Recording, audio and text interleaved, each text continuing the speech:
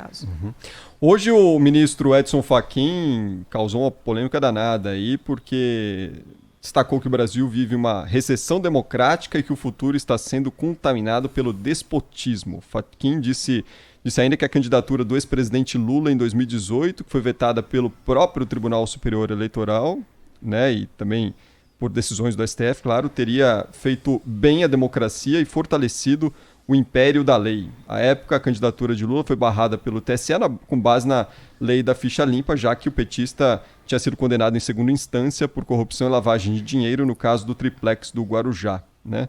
O Fachin não citou o presidente Jair Bolsonaro, mas afirmou em mais de uma oportunidade que existe cavalo de Troia dentro da legalidade constitucional do Brasil. Em referência a uma ameaça oculta à democracia do país, o ministro também apontou que houve uma escalada do autoritarismo no Brasil após as eleições de 2018. Tirou algumas da cartola aqui, hein, Cláudio Lana? Falando bastante. Pois é, eu acho que o ministro, ele esquece que o Supremo também mudou de atitude, né? O Supremo também tem sido alvo de críticas muito semelhantes a essas. E ele né? deu o voto dele na época, né?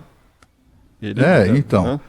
É preciso ter muito cuidado. É isso, né? Um dos problemas que a gente encontra no Supremo são ministros fazendo declarações políticas. O ministro tem que se manifestar nos autos, né? Tem que se manifestar sobre questões jurídicas. Quando o ministro faz prevalecer as suas convicções políticas, ideológicas, suas preferências partidárias, etc. Isso é ruim para o Supremo Tribunal Federal, é ruim para as instituições, né? Mostra que o ministro pode estar predisposto a tomar decisões que podem não ser aquela decisão mais justa, mas uma decisão que leve em conta mais essa posição político-ideológica partidária. O ministro do Supremo tem que ser muito cauteloso, né, nas suas interferências públicas. O ministro Fachin, por exemplo, na semana passada, aliás, ele continua empenhado nisso, essa questão ainda não foi afastada, a gente comentou aqui, ele está tentando inventar um crime que não existe, que é o crime de abuso de poder religioso, que é exatamente para impedir que a igreja evangélica apoie de maneira decidida ou decisiva, né, candidaturas do interesse do atual presidente da República, né, tanto quanto esse segmento religioso apoiou a candidatura do próprio presidente em 2018.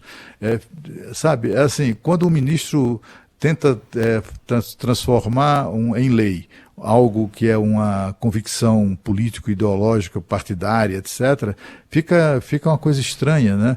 Até porque se a gente for impedir, né, se o Brasil resolver impedir que lideranças, sejam quais forem, religiosas inclusive, né, se manifestem livremente sobre candidaturas, essas lideranças podem se manifestar livremente sobre candidatos, sobre partidos, sobre política, não tem nenhum problema.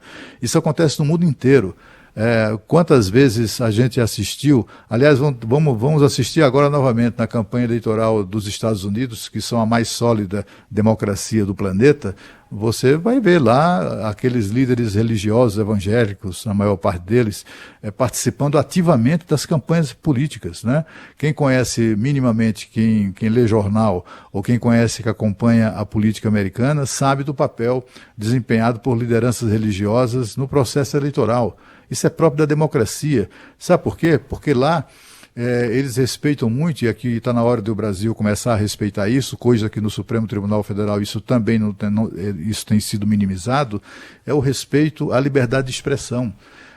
Não se pode proibir bispo, padre, freira, pastor de se manifestar politicamente em defesa de uma determinada candidatura, porque essas pessoas estarão fazendo isso no exercício pleno da sua liberdade de expressão, tanto quanto o sindicalista, tanto quanto o artista, tanto quanto o jornalista, o médico, o professor na sala de aula, que eventualmente se posicione em ambiente escolar sobre suas convicções políticas. Eu não faria isso, mas quem o faz, ele está lá exercitando o seu direito à livre expressão. Por que é que o ministro Fachin, de repente, resolveu abrir essa briga contra a igreja evangélica? Somente para tentar, de alguma maneira, fragilizar aqueles que tradicionalmente apoiam candidaturas conservadoras? É muito estranha essa postura do ministro Fachin.